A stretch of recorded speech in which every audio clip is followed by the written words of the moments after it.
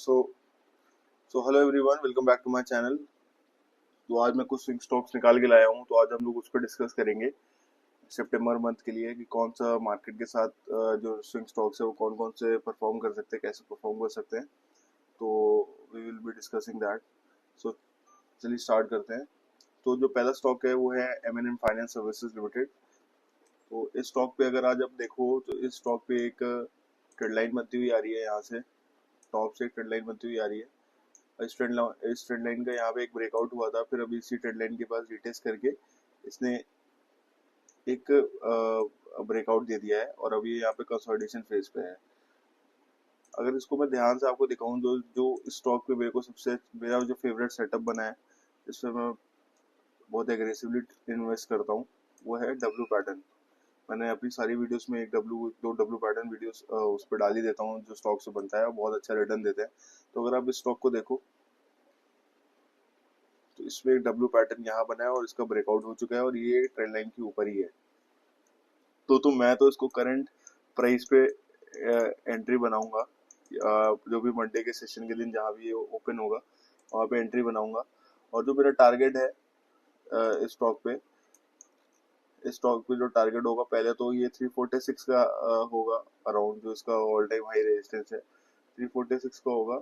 लेकिन जो W pattern होता है इसमें मैं थोड़े बड़े टारगेट रखता हूँ, तो मेरे जो टारगेट होंगे वो अराउंड 400 450 के आसपास होंगे इस स्टॉक पे, क्योंकि ये जा सकता है, इस पे पोटेंशियल है 400 450। और जो मेरा फेवरेट प्राइस पैटर्न बना है तो इसमें थोड़े बड़े टारगेट ही मैं एक्सपेक्ट कर रहा हूँ। और मैं इसको थोड़ा लंबा होल्ड करूंगा, मतलब अराउंड 500 लेवल तक अगर ये स्टॉक आता है तो मैं तो उसको होल्ड करूंगा। और जो मेरा एसएल रहेगा वो ये स्विंग रहेगा, ये स्विंग है जो वो एसएल रहने वाला है मेरे लिए। क्योंकि जो भी स्विंग्स पे ले रहा है वो यहाँ का ऐसे ले सकता है, ठीक है। 10-5 रुपए आप नीचे ही रखिएगा, क्योंकि कभी कभी क्या होता है कि वॉलेटिलिटी में ये आपके पास आएगा, कैसे लेट करके वापस रिवर्स कर देता है। तो आप थोड़ा नीचे इसके नीचे रख सकते हैं एसएल। ये एक परफेक्ट एसएल रहेगा इसके लिए। तो अगर आप इसको देखो यहाँ पे, तो मैं एक बार चेक करता हूँ। जो इसका लो है वो है अराउंड 246 का, 246 का लो है। तो हाँ, थोड़ा एसएल थोड़ा ज्यादा होगा 70 रुपए का, लेकिन उस हिसाब से मैं इसमें जो टारगेट देख रहा हूँ वो भी काफी बड़े देख रहा हूँ। तो आप इसको अपने हिसाब से देख सकते हैं, अपना एनालिसिस करके। अगर आपको अच्छा लगा तो आप इसको जरूर प्लान कर सकते हैं अपने लिए। और ये कोई टिप नहीं है, ये मेरा पर्सनल व्यू है स्टॉक पे, तो मैं इसलिए बता रहा हूँ। और दूसरा जो स्टॉक है वो है मैक्स फाइनेंशियल सर्विसेज। अगर मैक्स फाइनेंशियल सर्विसेज को देखा जाए तो मैक्स फाइनेंशियल सर्विसेज में एक रेजिस्टेंस था, एक रेजिस्टेंस के ऊपर ये वाला जो एक रेजिस्टेंस जोन था, यहाँ से मार्केट में अब देखो, अगर ये एक रेजिस्टेंस जोन था, यहाँ से मार्केट जाके वापस सेल ऑफ आ रहा था, तो इसने यहाँ वेट करके इसने ब्रेकआउट दिया, फिर रेजिस्टेंस के नीचे आ गया। अब ये वापस इस रेजिस्टेंस के ऊपर है और यहाँ पे वेट कर रहा है, ठीक है। इस रेजिस्टेंस का सपोर्ट लेके इस पे वेट कर रहा है। अब अगर मैं इस पे कैसे प्लान कर रहा हूँ, मेरा जो व्यू है वो उस पे ये है कि अगर ये एक प्राइस एक्शन बन के यहाँ इस लेवल को ब्रेक करता है, इसको ब्रेक करता है, तो भी यहाँ का एक स्टॉप लॉस लगा के इस पहला जो मेरा टारगेट रहेगा वो इसके ऊपर ये रहेगा। और इसके ऊपर के जो टारगेट निकल सकते हैं इसके ऊपर, मैं आपको बताता हूँ क्या। कि अगर अब इसका जो हाई है वो है अराउंड 1131 का, तो 1131 का मेरा पहला टारगेट रहेगा। उसके बाद मेरा जो दूसरा टारगेट रहेगा वो अराउंड 1200 का रहेगा। 1200 टू 1250 ऐसे मेरे टारगेट रहेंगे इस पे। तो जिस हिसाब से प्राइस पैटर्न बन रहा है, तो ये यहाँ के टारगेट इसमें आ सकते हैं और इसको आप थोड़ा होल्डिंग में भी ले जा सकते हैं। अगर इसको मैं मंथली चार्ट में एक बार मैं चेक कर लेता हूँ, मंथली चार्ट में कैसा बन रहा है। हाँ, तो मंथली चार्ट पे भी अगर आप देखो, देखिए मंथली चार्ट में अगर मैं आपको दिखाऊं तो मंथली चार्ट पर एक यहाँ पे रेजिस्टेंस है, ठीक है। और अगर मंथली चार्ट पे एक ये स्टॉक यहाँ से आया है एक की, और यहाँ पे अगर थोड़ा सा वेट करता है और फिर ब्रेक करता है, तो एक कप एंड हैंडल भी फॉर्म हो जाएगा। तो इसके टारगेट और जितना ये गैप, इतना इसके ऊपर टारगेट, ये टेक्निकल बोलता है। तो इस पे भी प्लान किया जा सकता है आने वाले टाइम में। इसको भी आप देख सकते हैं, और शॉर्ट टर्म के लिए तो अब इसको ज़रूर स्विंग के लिए तो ज़रूर देखा जा सकता है।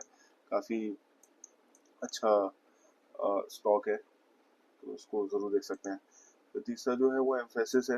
एम्फेसिस को अगर देखा जाए तो एक ये आईटी वैसे भी ऑल टाइम हाई पे ही चल रहा है। आईटी में बहुत अच्छा मोमेंटम रहा है, आईटी इंडेक्स में काफ़ी अच्छे रिटर्न दिए आईटी ने। तो अगर आप देखो तो नीचे से एक सपोर्ट चलता हुआ आ रहा है, और इस जगह पे एक रेजिस्टेंस बना के कप एंड हैंडल का फॉर्मेशन हुआ है और इसका ब्रेकआउट हो गया है। तो जो मैं टारगेट एक्सपेक्ट कर रहा हूँ वो पहले इस ऑल टाइम ये जो इसका हाई रेजिस्टेंस है यहाँ का वेट कर रहा हूँ, ठीक है, 3500। और ये भी जो रेजिस्टेंस है ये भी मल्टीपल टाइम हिट हो चुका है। तो अगर ये यहाँ पे आता है तो मैं थोड़ा सा वेट करूंगा कि यहाँ पे कैसा प्राइस पैटर्न बन रहा है। अगर थोड़ा नेगेटिव बनेगा तो मैं बुक करूंगा, लेकिन अगर क्योंकि हाई चांसेस ये हैं क्योंकि ये रेसिस मल्टीपल टाइम हिट हो चुका है, तो भी मैं इसका भी ब्रेकआउट का वेट कर सकता हूँ। जो टारगेट होंगे वो अराउंड 4000 तक के मेरे हो जाएंगे इसमें। तो ये काफ़ी अच्छा है, एक है इसका यहाँ पे एंट्री। मैं एक मिनट सॉरी थोड़ा क्लियर कर देता हूँ। इसकी एंट्री मैं करंट प्राइस पे करूंगा जो कि मंडे सेशन के दिन खुलता है, और मैं जो एसएल रहेगा वो अराउंड, देखिए परफेक्ट एसएल टेक्निकल के हिसाब से तो यहाँ पे होना चाहिए, लेकिन ये एसएल बहुत बड़ा हो जाएगा। तो मतलब मैं इस कैंडल का लो एसएल रख लूंगा 3000 का, 100 रुपए का एसएल, ठीक है, और 300-400 रुपए का टारगेट है। तो रिस्क टू रिवॉर्ड भी बहुत अच्छा है, तो आप एम्फेसिस को प्लान कर सकते हैं। सो जो फोर्थ स्टॉक है वो है लॉरस लैब्स। तो लॉरस लैब्स में अगर देखा जाए तो लॉरस लैब्स में एक ऊपर से रेजिस्टेंस की ट्रेंड लाइन बनता हुआ आ रहा है। यहाँ पे ट्रेंड लाइन बन के आ रहा है, और अब आप इसको देखो तो इस ट्रेंड लाइन का ब्रेकआउट करके ये इस पे सपोर्ट बना के वापस से प्राइस पैटर्न फॉर्म कर रहा है। तो इस पे ट्रेड कैसे लिया जा सकता है? अगर ये जो लेवल है, ये जो लेवल है यहाँ को मतलब इसको अगर ये ब्रेकआउट करता है तो मैं यहाँ का एक इधर एक एंट्री बनाता हूँ, एक इधर एक एंट्री बनाऊंगा, और एक यहाँ पे स्टॉप लॉस रखूंगा 400 के आसपास। और जो मेरा पहला टारगेट होगा वो अराउंड इस लेवल के आसपास होगा 550। ये दूसरा टारगेट होगा वो होगा अराउंड 590-600 के आसपास। ये सब मेरे टारगेट हो गए, और उसके ऊपर जैसे जैसे रेजिस्टेंस है उस हिसाब से टारगेट हम लोग एक्सपेक्ट कर सकते हैं। लेकिन पहला टारगेट मेरा अराउंड इस लेवल के आसपास होने वाला है। पहला टारगेट पोटेंशियल टारगेट जो है वो अराउंड 600 के आसपास होगा।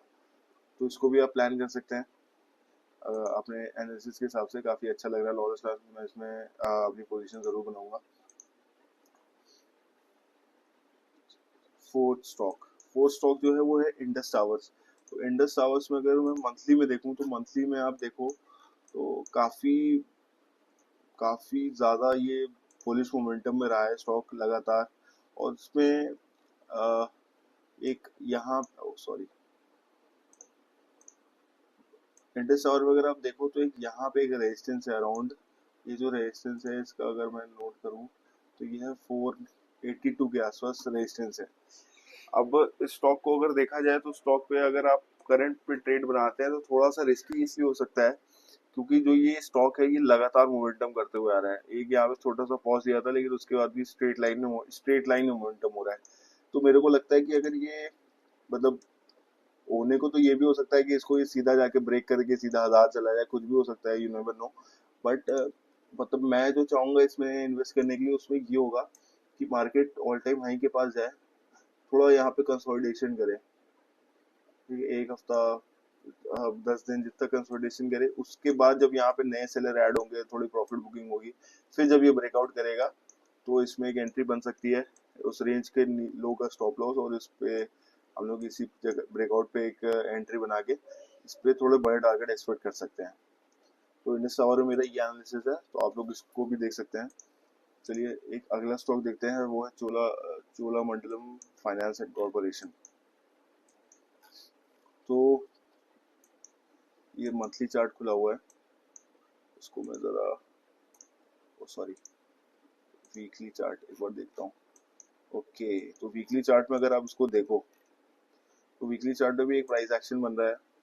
ये पहले एक रेजिस्टेंस लेवल था, तो मार्केट यहीं पे एक थोड़ा सा इसी पे सपोर्ट बना के अब यहाँ पे कंसोलिडेशन पे है। लेकिन ये जो कैंडल है इसमें काफ़ी अच्छा बुलिश मोमेंटम आया है। तो मेरा जो इस पे व्यू रहेगा वो ये रहेगा कि अगर ये इसको एक ब्रेकआउट देता है इस लेवल को, तो मैं इसका छोटा सा इस रेंज का स्टॉप लॉस लगा के ठीक है, इसमें बड़ा टारगेट अराउंड 1800 तक के, 1600 1800 तक के एक्सपेक्ट करूंगा। अब इसको अगर मंथली चार्ट में देखो तो मंथली में ज्यादा क्लियर कट समझ में आएगा। देखिए यहाँ पे एक पॉज कैंडल, डोजी कैंडल बनी हुई है, ठीक है, और इसका 50% इसके 50% को लेवल होल्ड कर रहा है, यहीं से वापस बुलिश मोमेंटम आया, क्योंकि जो भी इस ब्रेकआउट पे लोगों ने ट्रेड किया होगा उनका स्टॉप लॉस यहीं कहीं 1200 के आसपास होगा। तो अगर मंडे वाले सेशन के दिन यहाँ का इसका हाई एक बार ब्रेक करके, अपना हाई ब्रेक करके वापस से ये निकलता है, तो यहाँ पे एक एंट्री बनाई जा सकती है अराउंड 1600 1700 की टारगेट्स के लिए।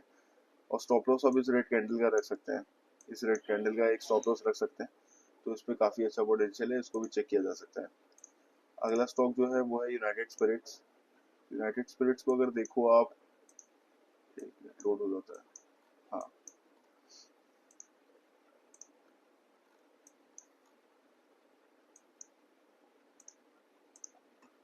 तो यूनाइटेड स्पिरिट्स को अगर आप देखो तो यूनाइटेड स्पिरिट एक बहुत टाइम से एक कंसोलिडेशन फेज में था, इतने टाइम तक कंसोलिडेशन फेज में था, उसके बाद इससे ब्रेकआउट दिया, फिर इसी ट्रेंड लाइन का एक सपोर्ट लेके ये वापस से ब्रेकआउट दे चुका है, और अब ये वापस से एक कंसोलिडेशन फेज में, जो कि बहुत अच्छी बात है, क्योंकि जब तक कंसोलिडेशन फेज आएगा नहीं, तब तक और नए बायर्स आएंगे नहीं, तो मार्केट में मोमेंटम एक्सपेक्टेड नहीं रहता है।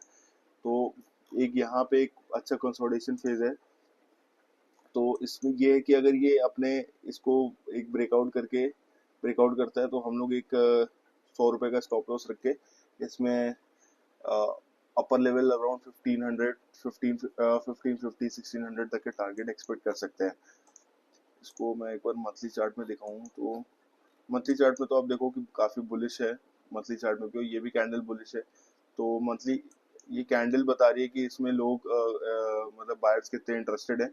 तो अगर मंडे सेशन के दिन इस अपने हाई का ये ब्रेकआउट करता है, तो हम लोग इसमें एक एंट्री बना सकते हैं अराउंड 1386। थोड़ा इस पे स्टॉप लॉस बड़ा होगा, लेकिन उस हिसाब से टारगेट भी बड़े मिल सकते हैं। फोर्थ स्टॉक है ग्रैनुअल्स। ग्रैनुअल्स सो ग्रैनुअल्स को अगर देखते हैं, ग्रैनुअल्स को तो अभी मैं नहीं देख रहा हूँ, क्योंकि ग्रैनुअल्स में काफी ज्यादा स्टीप मोमेंटम रहा है। तो ये हाँ, ग्रैनुअल्स में बस आप ये देख सकते हो कि ग्रैनुअल्स में एक यहाँ पे रेंज बनी थी, इसका ब्रेकआउट हुआ है, फिर एक पॉज कैंडल बनी, इसका ब्रेकआउट हुआ, तो अब एक करंट पोजीशन पे एंट्री बना के इस रेड कैंडल के नीचे का एक, इसको मैं थोड़ा सा जूम कर दूं, हाँ, तो इसमें एक यहाँ पे एक कंसोलिडेशन फेज था, इसका ब्रेकआउट हुआ, फिर एक पॉज कैंडल, एक रेड कैंडल बनी, ठीक है, और बायर ऐड हुआ, फिर इसका हाई क्रॉस हुआ, तो अब एक यहाँ का स्टॉप लॉस रख के इस पे एक पोजीशन बना सकते हैं 1000 के अराउंड 900 1000 तक के टारगेट्स के लिए। ये मेरा ग्रैनुअल्स एनालिसिस है। तो आप लोग प्लान करो, ये मेरा टेक्निकल है, मैं मतलब ऐसे ही ट्रेड लेता हूँ, तो मेरे लिए प्रॉफिटेबल रहते हैं जो मेरे को प्राइस एक्शन दिखता है। तो आप अपना एनालिसिस जरूर करें, ये मेरा व्यू था। Okay, so thank you for watching and keep investing, keep trading. If you find anything wrong in my video, you have any suggestions, you can write it down in the comments. It will be really helpful for me, and I will really appreciate that. So thank you for watching, and Jai Hind.